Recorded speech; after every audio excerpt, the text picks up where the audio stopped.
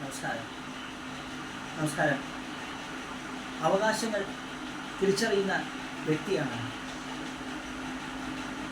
ജനാധിപത്യത്തിൻ്റെ അടയാളം എന്ന് പറയുന്നത് പോലെ സ്വന്തം സാധ്യതകളെയും സ്വന്തം പരിമിതികളെയും ഏറ്റവും നന്നായി തിരിച്ചറിയുന്ന വ്യക്തിയാണ് ജീവിത വിജയം നേടുന്നതെന്ന് നമുക്ക് പറയാം. സ്വന്തം സാധ്യതകളെക്കുറിച്ച് വ്യക്തമായി തിരിച്ചറിയുന്ന ഒരു വ്യക്തി, സ്വയം അടയാളപ്പെടുത്താൻ കഴിയുന്ന, തനിക്ക് യോജിക്കുന്ന മേഖല, തൻ്റെ അഭിരുചിക്ക് ചേരുന്ന മേഖല, ആ മേഖല തനിക്ക്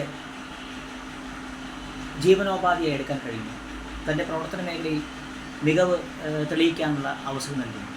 അതിലെന്തൊക്കെ ഏറ്റക്കുറിച്ചുകൾ താൻ വരുത്തണം, അതിലെ എന്തൊക്കെ സാധ്യതകളെ താൻ തിരിച്ചറിയണം, അതിനുവേണ്ടി താൻ ആർജിച്ചെടുക്കേണ്ട കൂടുതൽ കഴിവുകൾ എന്തൊക്കെയാണ്, അതിനുവേണ്ടി താൻ വരുത്തേണ്ട തൻ്റെ ശൈലിയിൽ, തൻ്റെ രീതികളിൽ, തൻ്റെ സിദ്ധികളിൽ താൻ വരുത്തേണ്ട വിട്ടുവീഴ്ചകൾ എന്തൊക്കെയാണ്, ഇതെല്ലാം തിരിച്ചറിവുകളാണ്.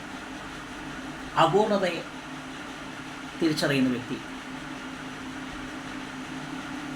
സമ്പൂർണതയിലേക്കുള്ള യാത്ര എന്ന് പറയുന്നത് സ്വയം തിരിച്ചറിവും സ്വയം നവീകരിക്കലും ആണ് എന്ന് തിരിച്ചറിയുന്ന ഒരു വ്യക്തി, സ്വാംശീകരിക്കാനും പുറന്തള്ളാനും കഴിയുന്ന, അതിന് ഉപാധികളില്ലാത്ത ഒരു സംസ്കാരത്തിൻ്റെ പ്രതിനിധിയാവുന്ന ഒരു വ്യക്തി, ആ വ്യക്തിയാണ് ഒരു സമൂഹത്തിൻ്റെ പുരോഗമന കാഴ്ചപ്പാടുള്ള സമൂഹത്തിൻ്റെ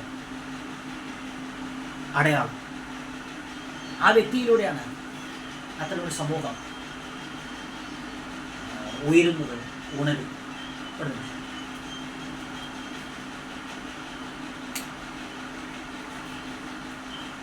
അത് സ്വന്തം സാധ്യതകളെക്കുറിച്ചുള്ള ഒരു തിരിച്ചറിവ്, സ്വന്തം സാധ്യതകളെക്കുറിച്ചുള്ള ഒരു മനസ്സിലാക്കൽ, അത് ഓരോ വ്യക്തിയിലും ജീവിതത്തിൽ ഓരോ ഘട്ടത്തിലും സംഭവിക്കുന്നു. ആ തിരിച്ചറിവിലൂടെ ആ വ്യക്തി സ്വയം നവീകരിക്കുന്നു. അതുമല്ലെങ്കിൽ തൻ്റെ സാഹചര്യങ്ങളുമായി പൊരുത്തപ്പെട്ടു പോകുന്നു, അല്ലെങ്കിൽ ആ സാഹചര്യങ്ങളിൽ തൻ്റെ സിദ്ധികളെ എങ്ങനെ ഏറ്റവും നന്നായി ഉപയോഗിക്കാം എന്ന് സ്വയം തിരിച്ചറിയും. ഏറ്റവും മനോഹരമായ ശബ്ദമുള്ളയാൾ ഏറ്റവും മികച്ച ശാസ്ത്രീയ സംഗീതജ്ഞനാവുന്നില്ല. തൻ്റെ സിദ്ധികൾ പിന്നണി ഗായകനായിട്ടാണ് ഉപയോഗിക്കേണ്ടത്, അതോ ശാസ്ത്രീയ സംഗീതത്തിന് വേണ്ടിയിട്ടാണ് ഉപയോഗിക്കുന്നത്? ഇത് രണ്ടിൻ്റെയും വൈരുദ്ധ്യങ്ങൾ അല്ലെങ്കിൽ വ്യത്യാസങ്ങൾ, അതിനുവേണ്ടി എടുക്കേണ്ട മുന്നൊരുക്കങ്ങൾ, അതിനുവേണ്ടി വരുത്തേണ്ട വിട്ടുവീഴ്ചകൾ, ഇതെല്ലാം കൃത്യമായി വിശകലനം ചെയ്തെടുത്താണ് യേശുദാസ് ഉണ്ടാകുന്നതും ബാലമുരളി കൃഷ്ണൻ. ഏറ്റവും മനോഹരമായ പാട്ടുകൾ എഴുതുന്നയാൾ, പാട്ടുകൾ ഈണം നൽകുന്നയാൾ തനിക്കൊരു മികച്ച പിന്നണി ഗായകനാവാൻ കഴിയില്ല എന്ന് തിരിച്ചറിയുമ്പോൾ ആ വ്യക്തിയിലൂടെ സൃഷ്ടിക്കപ്പെട്ടത് ഏറ്റവും മനോഹരമായ ഗാനങ്ങളാണ്. ദേവരാജ മാഷിലൂടെ നമുക്ക്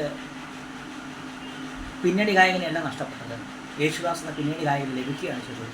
അദ്ദേഹത്തിന് അതിമനോഹരമായ ഗാനങ്ങൾ പാടാൻ അവസരം ഉണ്ടാവുകയാണ് ചെയ്തത്. തൻ്റെ ശാരീരിക മികവും മെയ്വഴക്കവും 100 മീറ്റർ ഓട്ടക്കാരനാക്കണോ തന്നെ, അതോ മാരത്തോൺ ഓട്ടക്കാരനാക്കണോ എന്ന് സ്വയം വിലയിരുത്തുന്ന വ്യക്തി, തൻ്റെ കാലുകൾ, ബോൾട്ടിൻ്റെ കഴുത്തുറ്റ കാലുകൾ മാരത്തോണിന് വേണ്ടി ഉപയോഗിക്കണോ, അതോ 10 സെക്കൻഡിൻ്റെ ഹ്രസ്വമായ കാലയളവിൽ ലോകത്തെ വിസ്മയിപ്പിക്കാനാണോ ഉപയോഗിക്കേണ്ടത് എന്നുള്ള തിരിച്ചറിവിലേക്ക് എത്തുന്ന ഉസൈൻ ബോൾട്ട്. ഇതെല്ലാം ഒരു തിരഞ്ഞെടുക്കലിൻ്റെ, യുക്തിയുള്ള തിരഞ്ഞെടുക്കലിൻ്റെ അടയാളമാണ്. ഒരു വ്യക്തി സ്വയം എടുക്കുന്ന തീരുമാനങ്ങളുടെ തെളിവാണ്. അതുതന്നെയാണ് സംവിധാനങ്ങളും ചെയ്യുന്നത്. ഒരു വ്യക്തിയുടെ പ്രതിഭയെ, സിദ്ധികളെ, അത് സൃഷ്ടിക്കുന്ന, അതിന് നൽകാൻ കഴിയുന്ന സാധ്യതകളെ, ഒപ്പം തന്നെ ആ വ്യക്തിയുടെ പരിമിതികൾ, ഇതിനെല്ലാം ഒരു സംവിധാനം എങ്ങനെ ഉപയോഗിക്കുന്നു എന്നിടത്താണ് ഒരു സമൂഹത്തിന് മൊത്തം ഒരു വിജയമുണ്ടാകും. അഭിനേതാക്കൾ എന്ന നിലയിൽ എന്നുള്ളതിനേക്കാൾ എന്നുള്ളതിനേക്കാൾ ശ്രീമതി ഭാഗ്യലക്ഷ്മിയോ അലിയാറോ ഷമി തിലകെന്ന് അറിയപ്പെടുന്നത് അവരുടെ ഡബ്ബിംഗ് ആർട്ടിസ്റ്റുകൾ എന്നതിലുള്ള ഇവരെല്ലാം അഭിനേതാക്കൾ എന്നതിൽ തങ്ങളുടേതായ വ്യക്തിമുദ്ര പതിപ്പിച്ചവരാണ്, അതിൽ ശേഷിയുള്ളവർ. എങ്കിൽ പോലും ആ സാധ്യതകളെ ചലച്ചിത്ര മേഖലയും മറ്റു മാധ്യമങ്ങളും നന്നായി ഉപയോഗിച്ചില്ലായിരുന്നെങ്കിൽ ഒരുപക്ഷെ ദൂരദർശന ഡോക്യുമെൻ്ററികളില്ല ഉണ്ടാവില്ലായിരുന്നു, നാഗവലി ഉണ്ടാവില്ലായിരുന്നു, മുണ്ടക്കൽ ശേഖരനോ ഹൈദർ മരക്കാരോ ഉണ്ടാവില്ല. സ്പിന്ന് നന്നായി കളിക്കാൻ കഴിയാത്ത ഒരു ബാറ്റ്സ്മാനെ ഉപയോഗിച്ചുകൊണ്ട് ആദ്യത്തെ 15 ഓവറിൽ ഏറ്റവും കൂടുതൽ റണ്ണെടുക്കുകയും അതിലൂടെ ഏകദേശം 1/4 നൂറ്റാണ്ട് മുമ്പ് വരെ 275 270 വലിയ സ്കോറായിരുന്ന ഒരു കാലഘട്ടത്തിൽ 50 ഓവറിൽ 250 മുകളിൽ സ്കോർ ചെയ്യുകയും അതിലൂടെ വിജയം കൈവരിക്കുകയും ചെയ്യുന്ന ടീമുകളും ക്രിക്കറ്റ് സംവിധാനങ്ങൾ തെളിയിക്കുന്നത് ഇതേ സാധ്യതകളുടെ അവലോകനം. സ്വിൻ ബൗളിംഗ് നന്നായി കളിക്കാൻ കഴിയാത്ത കളിക്കാരനല്ല അയാൾ. ആദ്യത്തെ 15 ഓവറിനുള്ളിൽ ഫാസ്റ്റ് ബൗളിനെ ഏറ്റവും നല്ല രീതിയിൽ നേരിടാൻ കഴിയുന്ന ഒരാളാണ് എന്ന് തിരിച്ചറിയുന്ന ഒരു ക്രിക്കറ്റ് സംഘം.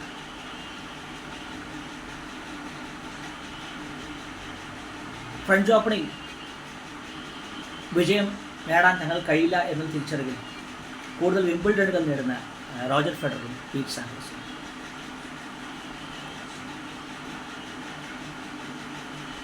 വില്ലൻ കഥാപാത്രത്തിനാണ് ഈ വ്യക്തിയെ കൂടുതൽ യോജിക്കുക, ഈ നടിയെ കൂടുതൽ യോജിക്കുക എന്ന് തിരിച്ചറിയുന്ന ഒരു സംവിധാനം. ഇവരെല്ലാം ഇത്തരം സാധ്യതകളുടെ അവലോകനം ഏറ്റവും മനോഹരമായി ചെയ്യുന്നവരാണ്. റോബർട്ടോ കാർലോസിൻ്റെ കരുത്തുറ്റ കാലുകൾ ഫ്രീ കിക്ക് എടുത്ത് ഗോളടിക്കാൻ വേണ്ടി മാത്രമായി ഉപയോഗിക്കണോ അതോ പ്രതിരോധത്തിൽ ഉപയോഗിക്കണോ എന്നുള്ള കാര്യത്തിൽ കൃത്യമായ തീരുമാനത്തിൽ ബ്രസീലിയൻ ഫുട്ബോൾ ലോകത്തിന് എത്താൻ കഴിഞ്ഞു, ബ്രസീലിയൻ ഫുട്ബോൾ ചിന്തകൾക്ക് എത്താൻ കഴിഞ്ഞതുകൊണ്ടാണ് റോബർട്ടോ കാർലോസിൻ്റെ പാസ് സ്വീകരിച്ചുകൊണ്ട് മധ്യനിരയിലൂടെ മുന്നേറുന്ന റൊണാൾഡീനോയെ നമുക്ക് കാണാൻ സാധിച്ചു. ഇതെല്ലാം നേരത്തെ പറഞ്ഞതുപോലെ സാധ്യതകളുടെ അവലോകനം, സാധ്യതകളെക്കുറിച്ചുള്ള തിരിച്ചറിവ്. സാധ്യതകൾ എന്നത് നേരത്തെ മുമ്പ് പ്രമുഖരായ ആളുകൾ പറഞ്ഞതുപോലെ വെല്ലുവിളികളായോ തിരിച്ചടികളായാണ് വരിക എന്നുള്ള ഒരു തിരിച്ചറിവിലേക്കാണ് നമ്മളവിടെ എത്തിയത്.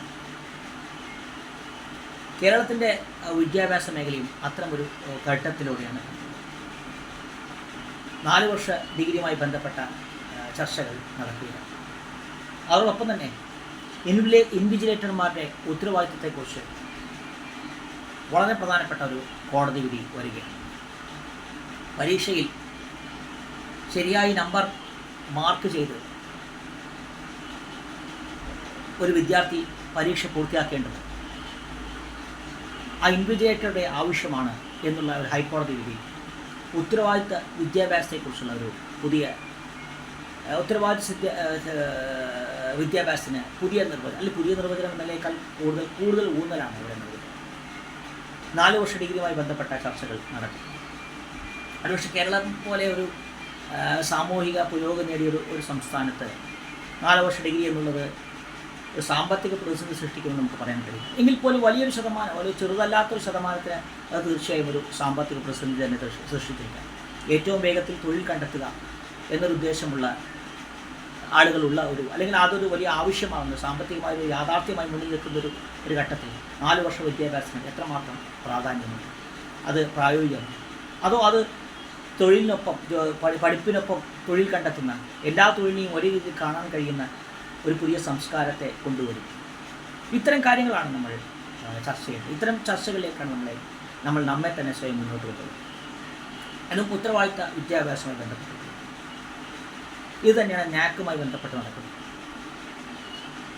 വിദ്യാഭ്യാസ നിലവാരം ഒഴിച്ച് എല്ലാം ചർച്ച ചെയ്യുന്ന ഒരു രീതിയിലേക്ക് നാക്ക് എത്തുമ്പോൾ സ്ത്രീ സുരക്ഷ അടക്കമുള്ള വിഷയങ്ങൾ ലോകത്തിൻ്റെ ഈ രാജ്യത്തിൻ്റെ പല ഭാഗങ്ങളും ഉയർന്നു കേൾക്കുന്നു. ഒരുപക്ഷെ അധ്യാപകരുടെ കൂട്ടത്തിൽ അധ്യാപികമാർ ഇല്ലാതാവുന്ന രീതിയിലേക്ക് നാക്ക് സൃഷ്ടിക്കുന്ന സമ്മർദ്ദം കേരളത്തെ അടക്കം കൊണ്ടുവന്നെത്തിക്കുന്നു. പ്രവർത്തന മികവ് വിലയിരുത്താത്ത ഒരു സംസ്കാരമായിട്ട് നാക്ക് എന്നുള്ള സംവിധാനം, നാക്കിൻ്റെ തിട്ടൂരങ്ങൾ ഒരു രാജ്യത്ത് തന്നെ മാറ്റി. ഇതെല്ലാം വിദ്യാഭ്യാസ മേഖലയെ ചൂഴ്ന്നു നിൽക്കുന്ന യാഥാർത്ഥ്യം. ഇതോടൊപ്പം തന്നെയാണ് നമ്മൾ കുടിയേറ്റം എന്നുള്ള അവസ്ഥയിലേക്ക് എത്തുന്നത്. ആഗോളതലത്തിലുള്ള പൗരന്മാരെ സൃഷ്ടിക്കുക എന്നുള്ളത് രാജ്യം വിട്ടുപോകുന്ന, നാട് വിട്ടുപോകുന്ന പൗരന്മാരെ സൃഷ്ടിക്കലാണ്. അത് ഒരു രാജ്യത്ത് ഒരു സമൂഹത്തിൻ്റെ പ്രതിച്ഛായയ്ക്ക് മങ്ങലേൽപ്പിക്കില്ല. ഇതെല്ലാം നമ്മുടെ ചർച്ചയിൽ തെളിഞ്ഞു വരുന്നത്. ഇതോടൊപ്പം തന്നെയാണ് ആർട്ടിഫിഷ്യൽ ഇൻ്റലിജൻസും റോബോട്ടിക്സും അടക്കമുള്ള പുതിയ വിദ്യാഭ്യാസ ശാഖകൾ ഉയർന്നു വരുന്നത്. എൻട്രൻസ് കോച്ചിങ് സെൻ്ററുകളുടെയും NIFEയുടെയും എല്ലാം സ്ഥാനത്ത് PSC കോച്ചിങ് സെൻ്ററുകളും ബാങ്ക് കോച്ചിങ് സെൻ്ററുകളും വരുന്നു. ഈ PSC ബാങ്ക് കോച്ചിങ് സെൻ്ററുകളിൽ എഞ്ചിനീയറിംഗ് വിദ്യാർത്ഥികൾ വരുന്നു. അവ കൊമേഴ്സ് വിദ്യാർത്ഥികൾക്ക് മേൽ സമ്മർദ്ദം ചെലുത്തുന്നു. അത് ചാർട്ടേഡ് അക്കൗണ്ടൻസി കോഴ്സുകൾക്ക് പുതിയ ഒരു വിപണി തുറക്കുന്നു. ഇതോടൊപ്പം തന്നെ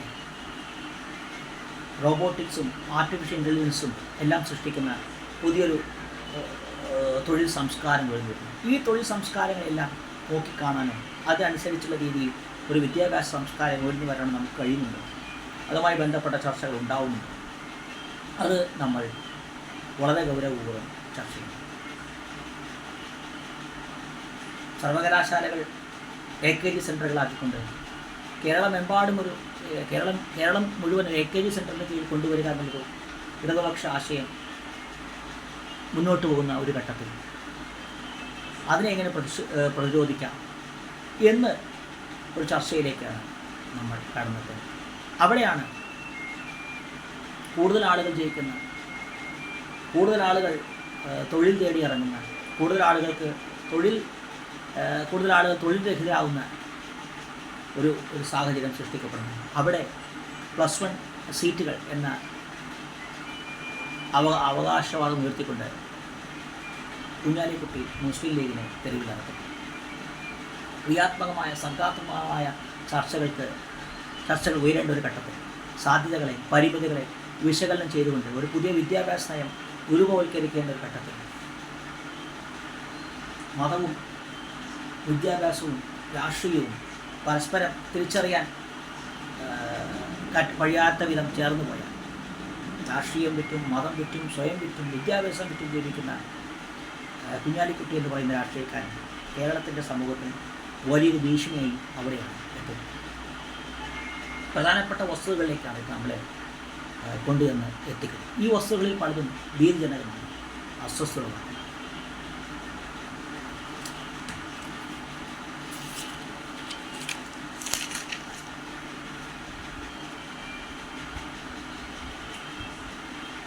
ഉത്തരവാദിത്തമുള്ള വിദ്യാഭ്യാസ സംസ്കാരത്തെക്കുറിച്ചാണ് ഇൻവിജിലേറ്റേഴ്സുമായി ബന്ധപ്പെട്ട ഹൈക്കോടതി വിധി സംസാരിച്ചത്. ഇൻവിജിലേറ്റർമാരുടെ ഉത്തരവാദിത്തമാണ് വിദ്യാർത്ഥി കൃത്യമായി പേരും നമ്പറും ഒക്കെ രേഖപ്പെടുത്തേണ്ടത് എന്ന് പറയുന്നതിലൂടെ ഒരു ഉത്തരവാദിത്തം ഒരു സംസ്കാരമായി ഉയർന്നു വരേണ്ടതിനെക്കുറിച്ചാണ് ചർച്ച ചെയ്യുന്നത്. പട്ടാള കോടതികളും കോടതി ലക്ഷ്യവും കൃത്യനിർവഹണത്തിനിടയിലുള്ള സസ്പെൻഷനെല്ലാം എങ്ങനെയാണ് നിയമത്തെയും പോലീസ് സംവിധാനത്തെയും സൈന്യത്തെയും എല്ലാം ശക്തമാക്കിയതെന്നുള്ളത് നമുക്കറിയില്ല. അത്തരമൊരു ഉത്തരവാദിത്തത്തിലേക്കാണ് നമ്മൾ കടന്നു വരുന്നത്. സർവകലാശാലകളെ എങ്ങനെ രാഷ്ട്രീയമുക്തമാക്കാം, അതിനെങ്ങനെ നമുക്ക് കടുത്ത നടപടിയിലേക്ക് കടന്നു പോകാം എന്തെല്ലാം ചിന്തിക്കേണ്ട ഒരു ഘട്ടത്തിലൂടെയാണ് നമ്മൾ കടന്നു പോകുന്നത്. അവിടെയാണ് കൂടുതൽ ആളുകൾ ജയിക്കുന്നതിലൂടെ, കൂടുതൽ സീറ്റുകൾ ലഭിക്കുന്നതിലൂടെ രാഷ്ട്രീയ നിലനിൽപ്പ് തേടുന്ന ഒരു രാഷ്ട്രീയ സംസ്കാരത്തിന് ശക്തി കൈവരും. പേടിയോടെ, അസ്വസ്ഥയോടെ, നേരത്തെ പറഞ്ഞത് നമ്മൾ ആ ഒരു അസ്വസ്ഥയോടെ നോക്കിക്കാണേണ്ട ഒരു സാഹചര്യം.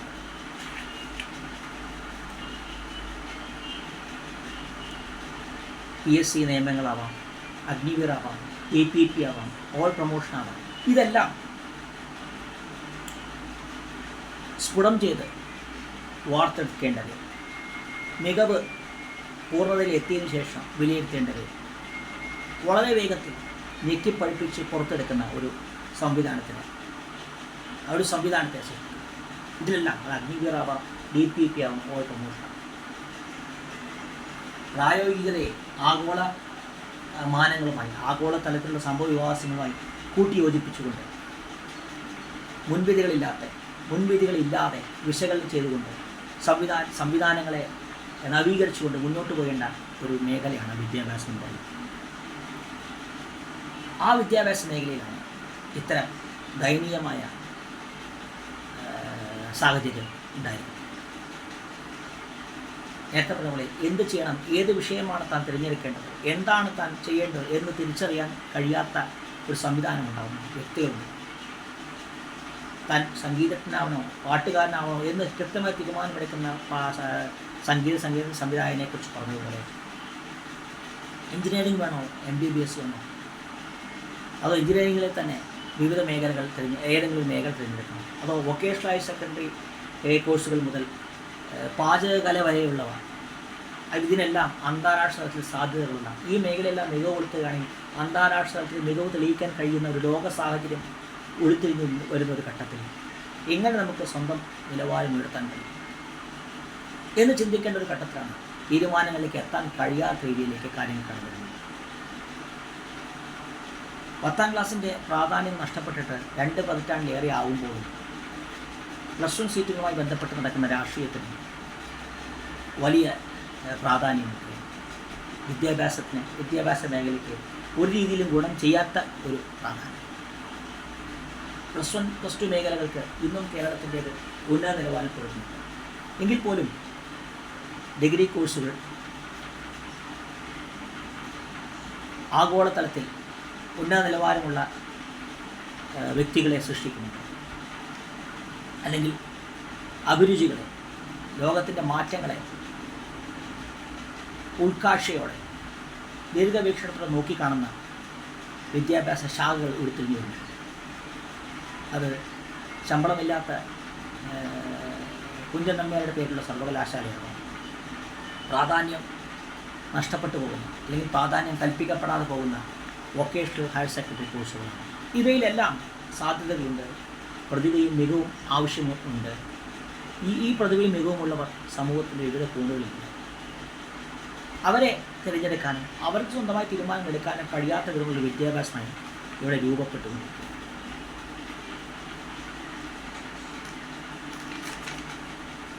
പതിറ്റാണ്ടുകളുടെ ഗവേഷണത്തിന് വേണ്ടി ഒരു രാജ്യത്തിൻ്റെ സമ്പത്തിൻ്റെ നല്ലൊരു ശതമാനം ചിലവഴിക്കുന്ന പാശ്ചാത്യ രാജ്യങ്ങളുമായി നമ്മൾ താരതമ്യം ചെയ്യേണ്ടത് അവിടെ. അത്തരമൊരു സംസ്കാരം കേരളത്തിൽ ഉണ്ടായിരുന്നു എന്നുള്ളത് നമുക്ക് തിരിച്ചറിയുന്നു. എന്നാൽ PhDകളുടെ എണ്ണമാവാം, ഗവേഷണങ്ങളുടെ എണ്ണമാവാം, ഇതെല്ലാം ഒരു രീതിയിലും നിലവാരത്തെ അളക്കുന്നതല്ല എന്നുള്ളൊരു സാഹചര്യം കേരളത്തിൽ വരുന്നു. ഇത് ഒരു വലിയ അളവോളം കുടിയേറ്റത്തെ സ്വാധീനിക്കും. എന്നാൽ ഈ കുടിയേറ്റം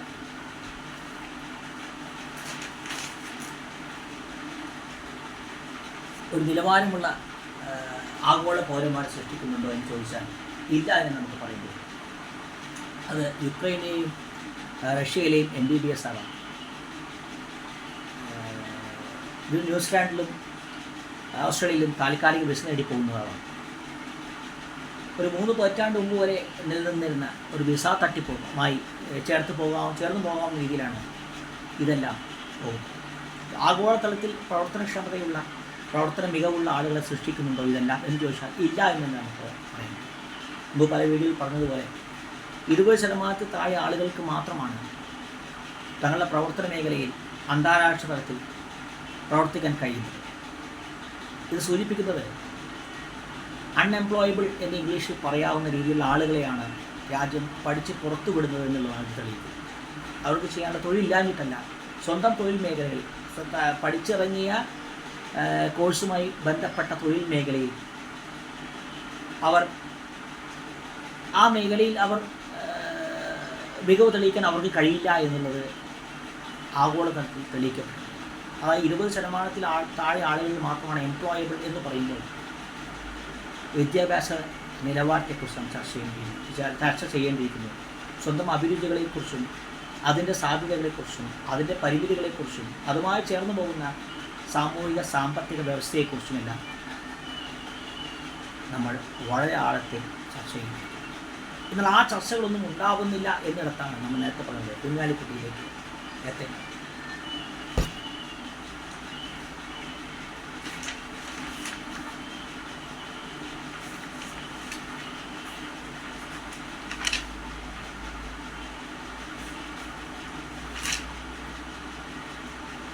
നേരത്തെ പറഞ്ഞ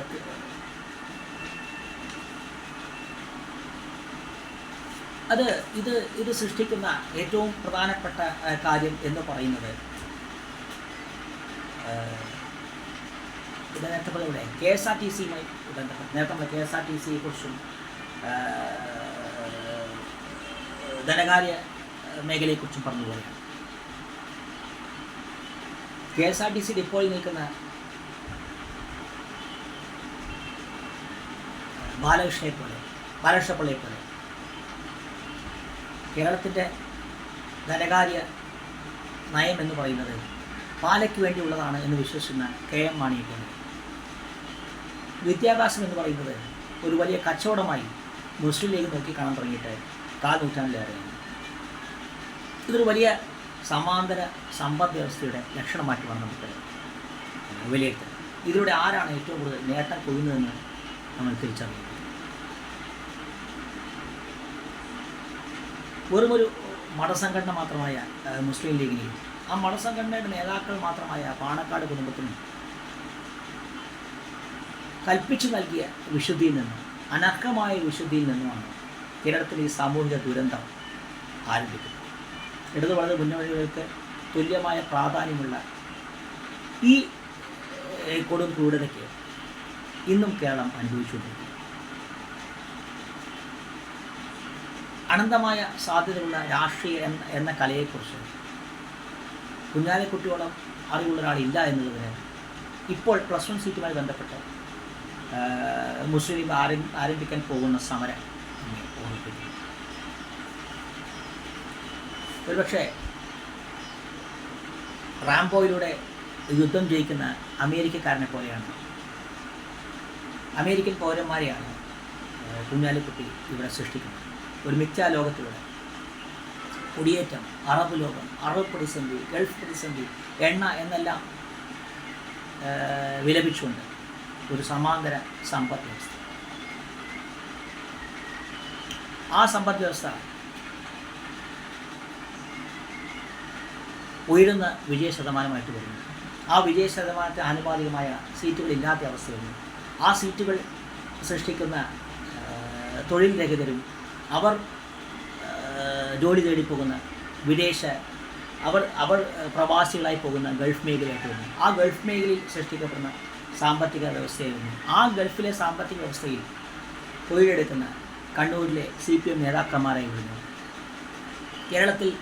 കേരളം ആഭ്യന്തര കുടിയേറ്റത്തെ ഭാഗമായി ബംഗാളികളുടെയും ഉത്തർപ്രദേശുകാരുടെയും എല്ലാം ഒഡീഷക്കാരുടെയും എല്ലാം ഇടമായി മാറുന്നു. ഇതിലൂടെ സൃഷ്ടിക്കപ്പെടുന്ന സമാന്തര സമ്പദ് വ്യവസ്ഥയുണ്ട്. ആ സമ്പദ് വ്യവസ്ഥയെ മതവുമായി ബന്ധപ്പെടുത്തിക്കൊണ്ട് ഉപയോഗിക്കുന്ന ഒരു രാഷ്ട്രീയ ജീർണതയുടെ പേരാണ് കുഞ്ഞാലിക്കുട്ടി എന്ന് പറയുന്നത്. അതിനെ നമ്മൾ അതിൻ്റെ ഗൗരവത്തിൽ തിരിച്ചറിയണം.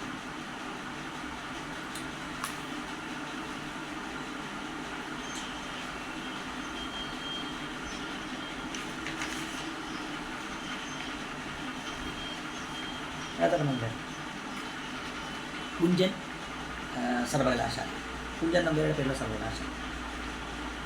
വിമർശനം എന്നത് പ്രതിപക്ഷത്തിൻ്റെ അടയാളപ്പെടുത്തൽ, സർഗാത്മകമായ ധീരമായ വിമർശനം, സക്രിയമായ പുരോഗമനമായ ജനാധിപത്യത്തെയാണ് കാണിക്കുന്നത്. കുഞ്ചൻ നമ്പ്യാരുടെ പേരുള്ള സർവകലാശാലയിൽ തൊഴിൽ രഹിതരായ ശമ്പളം ലഭിക്കാത്ത അധ്യാപകർ,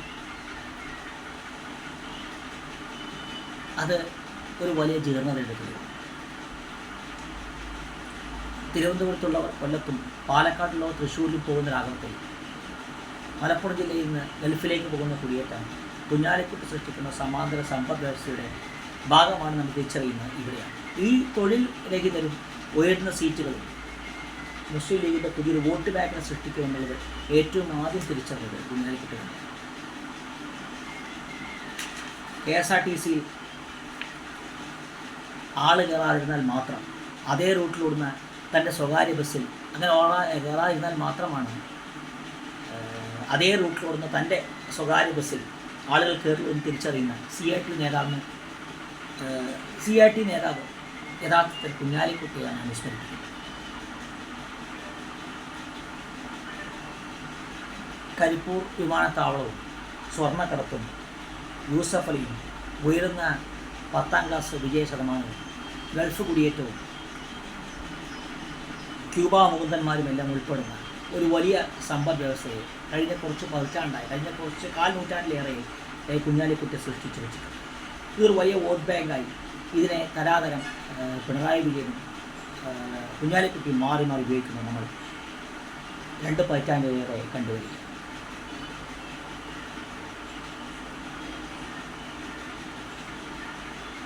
അത് കേരള രാഷ്ട്രീയത്തിൻ്റെ ഒരു വലിയ ജീർണതയായിട്ടൊന്ന് നിലനിർത്തി.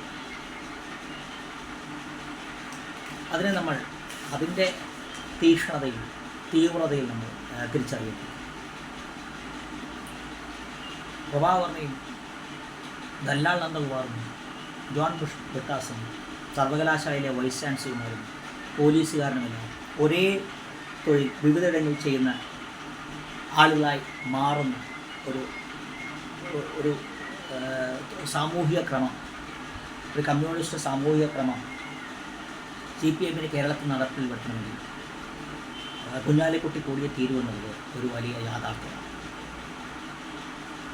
കാരണം ചാക്ക് രാധാകൃഷ്ണനും അബ്ദുൽ നാസർ മദനിയും ഗൾഫിലേക്കുള്ള വിമാനങ്ങൾ ഉൾപ്പെടുന്ന ഒരു സമാന്തര സമ്പദ് വ്യവസ്ഥ നേരത്തെ പോലെ അതിൻ്റെ ഉപജ്ഞാതാവാണ് PK കുഞ്ഞാലിക്കുട്ടി എന്ന് പറയുന്ന വ്യക്തി.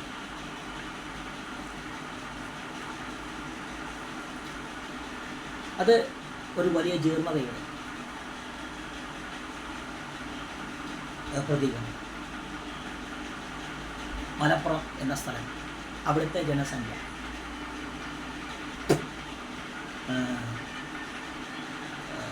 CAA, മുസ്ലിം സംവരണം, ആഗോളതലത്തിൽ രൂപപ്പെട്ടുകൊണ്ടിരിക്കുന്ന ഇസ്ലാമോഫോബിയ, ഇതെല്ലാം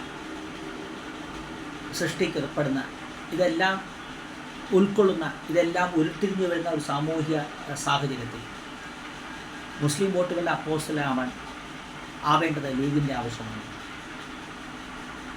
2026 തിരഞ്ഞെടുപ്പ് ആകുമ്പോഴേക്കും വർഷങ്ങളായി തയ്പ്പിച്ചു വെച്ച മുഖ്യമന്ത്രി കുപ്പായം അണിയേണ്ടത് കുഞ്ഞാലിക്കുട്ടിയുടെ ആവശ്യമാണ്. അവിടെയാണ് അധിക സീറ്റുകൾ എന്നുള്ളതിൻ്റെ രാഷ്ട്രീയ മതരാഷ്ട്രീയം മുറിച്ചത്.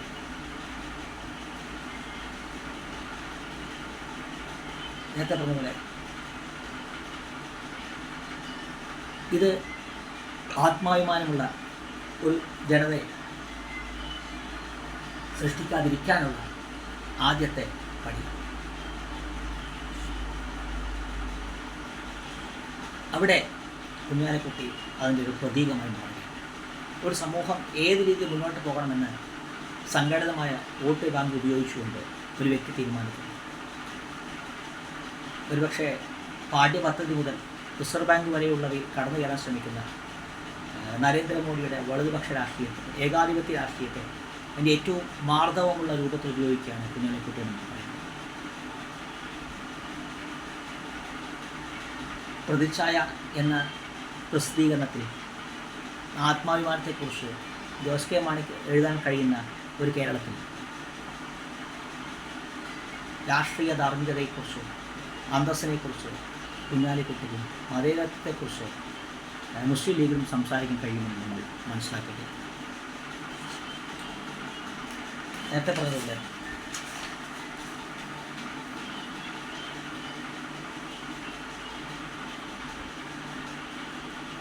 പാലാ ബിഷപ്പിനും ചിദാനന്ദപുരിക്കും കളിച്ച് മറിയാനുള്ള വിളനിലമൊരുക്കിയത്, ഒരു മൈതാനമൊരുക്കിയത് കുഞ്ഞാലിക്കുട്ടിയുടെ ഈ രാഷ്ട്രീയമാണ്. മതവും രാഷ്ട്രീയവും വിദ്യാഭ്യാസവും പ്രപഞ്ചത്തിൽ കാണുന്ന എല്ലാം വിൽക്കാൻ കഴിയുന്നു. അതുപയോഗിച്ച് രാഷ്ട്രീയ സമ്മർദ്ദം ചെലുത്താൻ കഴിയുമെന്നുള്ള കുഞ്ഞാലിക്കുട്ടിയുടെയും മുസ്ലിം ലീഗിൻ്റെയും തിരിച്ചറിയുന്നതുമാണ് നേരത്തെ പറഞ്ഞ ആളുകളെല്ലാം ഉണ്ടാകുന്നത്. നടേശനെയും സുകുമാരൻ നായരെയും PC ജോർജിനെയും ബിഷപ്പ് ഫ്രാങ്കോയുമെല്ലാം ഈ പറയുന്ന ആളുകളെല്ലാം വിറ്റ് കിട്ടിയ കാശുകൊണ്ട് അധികം വരുന്ന +1 സീറ്റുകൾക്കായി സ്കൂളുകൾ തുടങ്ങാൻ കുഞ്ഞാലിക്കുട്ടി തീരുമാനമെടുത്തു. കേരള രാഷ്ട്രീയം KSRTC ബാലകൃഷ്ണപിള്ളയിലേക്കും ധനകാര്യം പാലയിലേക്കും ചുരുങ്ങിയ പോലെ വിദ്യാഭ്യാസം എന്നുള്ളത് തൊഴിൽ രഹിതയെ സൃഷ്ടിക്കുന്ന ഒരു സമാന്തര സമ്പദ് വ്യവസ്ഥയും മതം വലിയൊരളവ് ഉൾപ്പെടുന്ന സമാന്തര വ്യവസ്ഥയെ സൃഷ്ടിക്കാനുള്ള കുഞ്ഞാലിക്കുട്ടിയുടെ മുസ്ലിം ലീഗിൻ്റെ ആശയത്തിനുള്ള വഴിയായിട്ട് കേരളത്തിലെ വിദ്യാഭ്യാസം മാറുന്നു എന്നുള്ളത് നമ്മൾ ഈ +1 സീറ്റുമായി ബന്ധപ്പെട്ട സമരത്തോടെ മനസ്സിലാക്കിയിരിക്കുന്നു.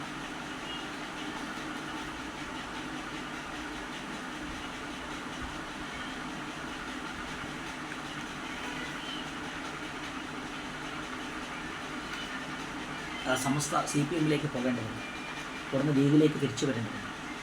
ഏറ്റവും കൂടുതൽ ആവശ്യമുള്ളത് കുഞ്ഞാലിക്കുട്ടിക്കാണ് നമ്മൾ തിരിച്ചറിയേണ്ടത്. ഇവിടെ സാധ്യതകളുടെ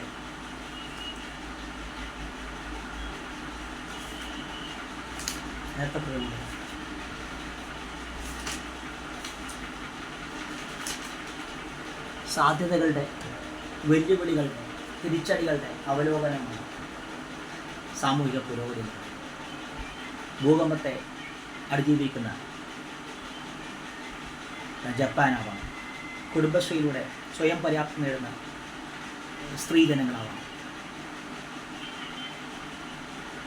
ഇതെല്ലാം തെളിയിക്കുന്നത് സാധ്യതകളുടെ അവലോകനം.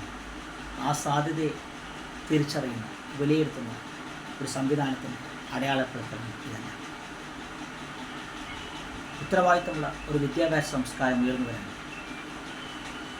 മതത്തിനും മതം ഉപയോഗിച്ച് മതേതരത്വം വിൽക്കുന്ന രാഷ്ട്രീയ സംഘടനകൾക്കും ഭീഷണി ചെലുത്താൻ കഴിയുന്ന ഒരു വിദ്യാഭ്യാസ സംസ്കാരത്തെ ഇല്ലാതാക്കേണ്ടതിനെക്കുറിച്ച് നമ്മൾ ചിന്തിക്കേണ്ടത്. ഏറ്റവും കൂടുതൽ ആളുകൾ ജയിക്കുന്ന,